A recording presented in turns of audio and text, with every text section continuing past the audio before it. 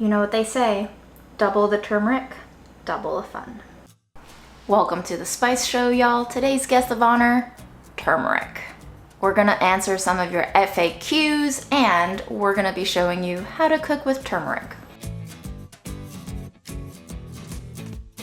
You've probably seen it in the store in the spice aisle as this gorgeously yellow powder ground to a fine dust, and it colors everything to your heart's content, but it never seems to taste or smell like much. If that's the case, you probably bought some turmeric that has been dried and ground far too long ago and it has lost its potency both in terms of bright color and in terms of flavor. In its original form, turmeric is a rhizome, and this is what they look like. Turmeric, like its cousin ginger, looks like a root, but it's actually a rhizome. It's the part of a plant that sends out roots and stalks, kind of like a growth hub. Fred, do you like turmeric? What do you think, bud? Is no? Is yes?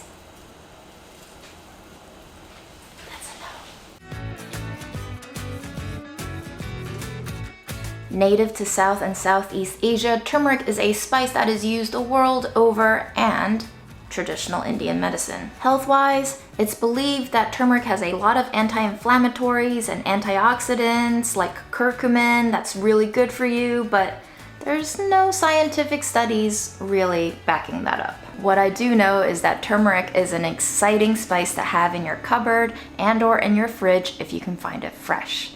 You can use it in a lot of recipes, and we're gonna show you how today. That will truly depend on how fresh your stock is. The fresher your ground turmeric, the more pungent and more colorful it will be. And of course, if you can get your hands on the fresh stuff, that will be the most potent it will ever be. To me, turmeric can taste a little bit earthy, aka like dirt. It's got a bit of a warm mustardy taste, a little bit bitter on the after finish, and if you eat it straight, which I do not recommend, you will certainly get that kick after. It's a spice, but is it spicy? I would say no. On a scale of 1 to 5, I would say this is like a 0.1. If you nibble on the fresh stuff, your teeth will be discolored because turmeric has very potent coloring agents in it. But if you're a brave soul and you take a chunk out of the fresh stuff, it kind of tastes like that root end of the carrot where it meets the greens, a little bit bitter, a little bit fresh, a little bit crisp, and a little bit juicy actually. It also has a slightly celery root taste to it too. In terms of smell, it reminds me of a cross between a black pepper and a clove. Slightly androgynous, a little bit sweet, a little bit spicy.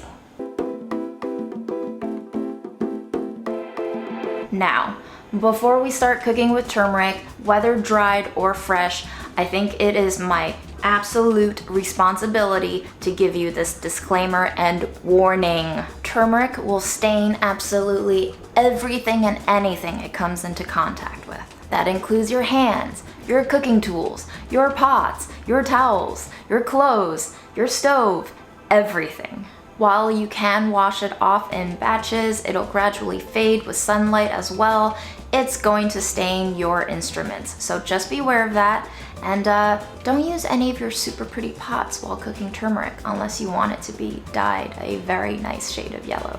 Having said that, this property of turmeric makes it perfect for any dishes that you want to imbue with a yellow golden hue, which is why our first recipe is pickled daikon.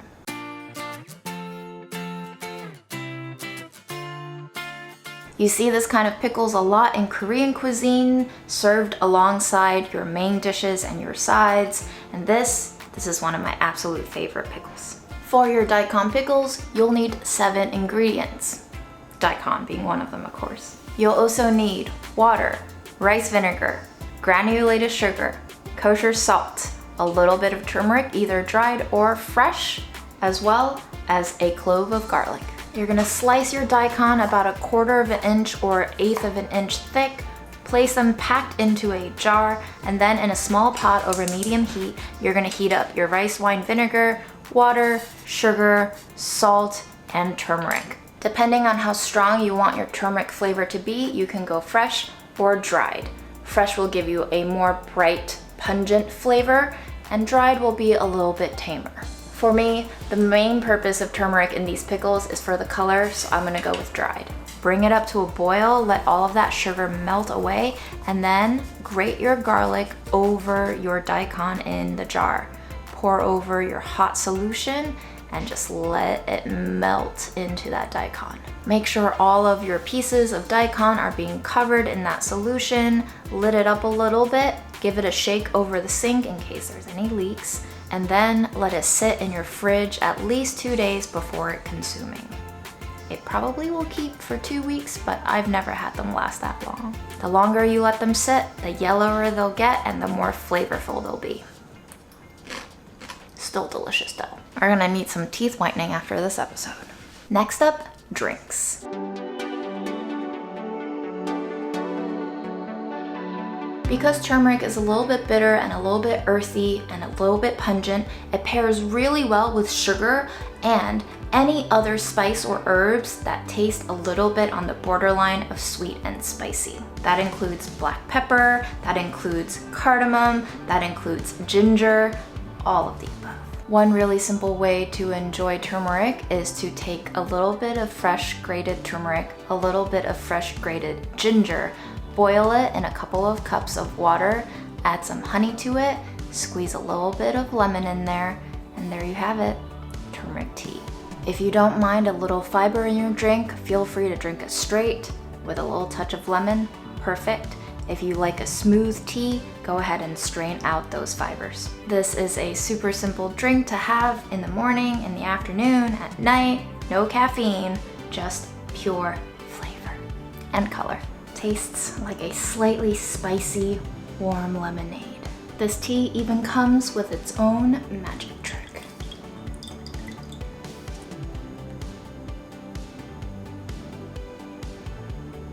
Nifty, huh?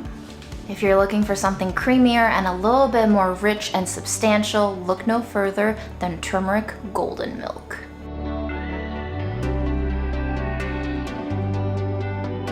For the golden milk, you're gonna take some cardamom pods, you're gonna take some black pepper, you're gonna crush both of those open. For a little bit of nuttiness, you can go ahead and toast your spices in that dry pot first to release their flavors a little bit. Add a little bit of milk of your choice, and then go in with your fresh ginger and your fresh turmeric.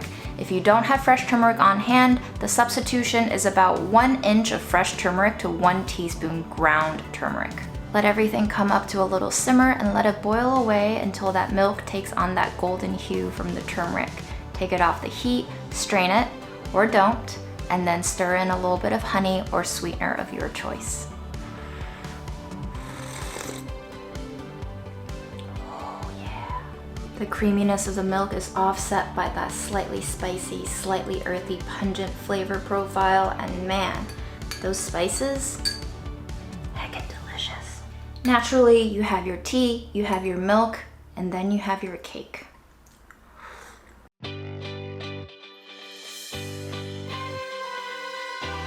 Sfouf is a Lebanese semolina cake that's usually flavored and colored with turmeric, and then you add some tahini and almonds in there for a nutty, nutty, delicious bite. It's usually flavored with anise seed, but I'm gonna substitute some fennel seeds because that's what I have on hand, and I'm gonna substitute the tahini with a little bit of peanut butter.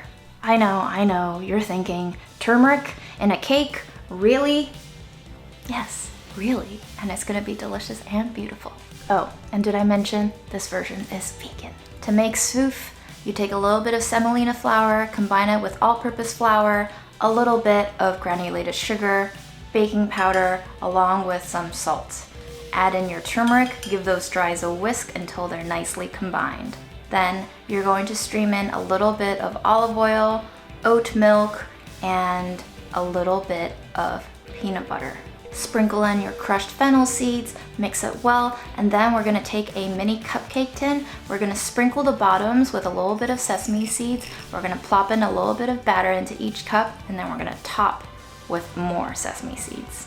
We're gonna slide that whole thing into a 350-degree oven, and then we're gonna let them bake until the edges get a little nicely solidly golden.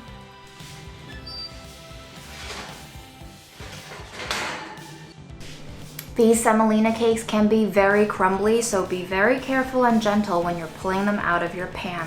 I recommend letting them cool for about 5 to 10 minutes, flipping them onto a sheet tray, and then kind of smacking it with your hand until they kind of plop out. Some of them might be stuck. Don't worry, if they crumble, it's still delicious. Either way, you get a gorgeously golden cake with nutty sesame seeds and a little bit of peanut butter inside, and then that texture of the semolina is just the most enjoyable little crunch you'll ever get from a cake.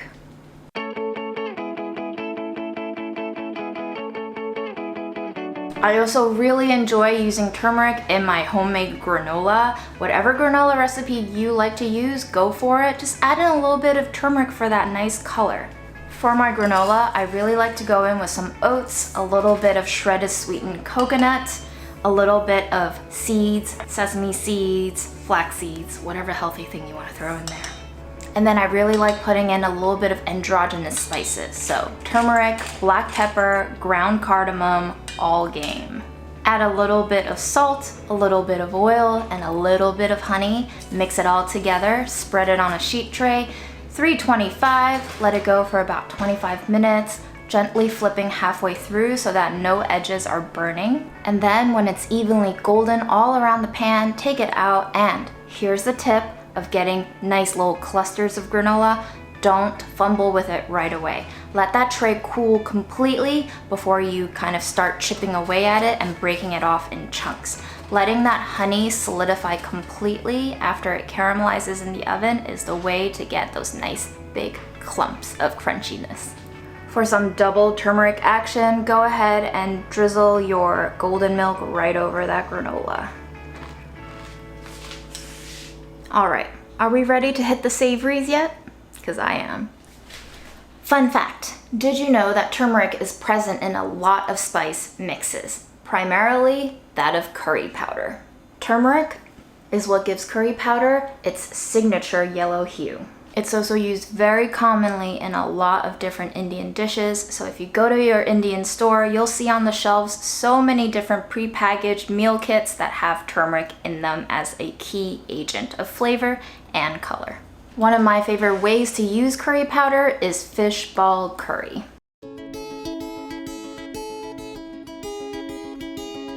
If you've never had fish ball before, it is a true delight. I highly recommend that you seek it out at your Asian markets. You can usually find it in the refrigerated or frozen aisle, and you can get so many different shapes. Look at that, so fun. Try it, try it, try it. For your fish ball curry in a large pot, drop in some oil. Go in with your onions and your garlic and just let them toast until they're a little bit golden. Add in your kosher salt, your curry powder, and then go in with either ground turmeric or fresh turmeric sliced. Also add in a little bit of freshly cracked black pepper and 2 bird's eye chili if you can handle the heat. Toss in some fragrant lime leaves and let those get stirred around in the pot so that all their flavors release into that oil. As soon as that pot smells divine, hit it with some rich coconut milk along with some chicken broth or water. Add a touch of soy sauce, a little splash of fish sauce, go in with a tablespoon of sugar to offset all of the spices. Then plop in some halved baby potatoes and your fish balls.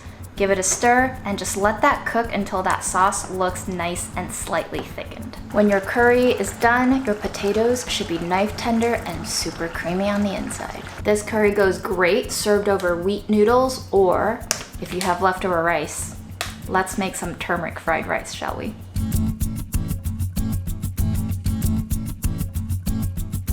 For the fried rice, I'm gonna place a skillet over medium heat, drizzle in some oil, go in with my onions, garlic, you know the drill. Wait until they're nice and golden, stir them around so that they don't burn. And then we're gonna hit it with a little bit of minced ginger, a little bit of dried ground turmeric, a little bit of smoked paprika for, flavor punch. Go in with a little bit of freshly ground black pepper, and then we're gonna throw in our veggies because guys, you gotta eat your veggies, mom's right. So I'm putting in some red bell peppers along with some broccoli chopped. And then we're gonna season this whole thing with a little bit of soy sauce, a little bit of fish sauce, and then we're going to plop in our rice. I use leftover rice, about 2 cups. 1 even layer, give it some room to be stirred, to be cooked, to be nice and crispy. And then once that rice is poppin', move it off to one side of the skillet, crack in 2 eggs, we're gonna quickly scramble it, we're gonna fold it into the rest of the rice, and voila, you have some turmeric fried rice with eggs. I think as far as fried rice goes, they don't come prettier than this. Red, green, rich, bright yellow. And of course, if you want more flavor, we're gonna dump some fishball curry on top of this. You know what they say, double the turmeric, double the fun.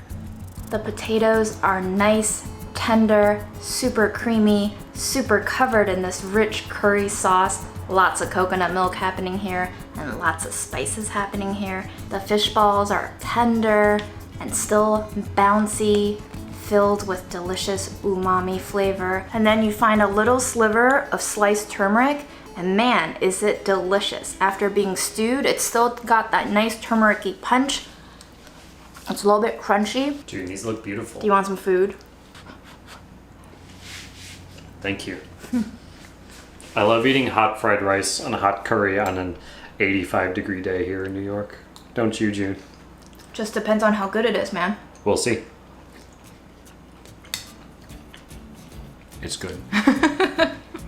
Man, this is awesome. Mine. One of these. Nope. Mine. Nope. Y'all, I hope you enjoyed going on this turmeric-y journey with me. I hope you learned something about this wonderfully yellow spice, and I hope that you stock this spice up in your pantry and use it more.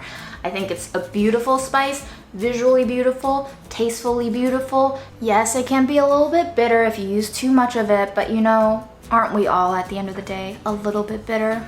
If you have any favorite recipes involving turmeric, or you got tricks and tips about this spice, drop a comment down below and let me know. I want to learn from you too.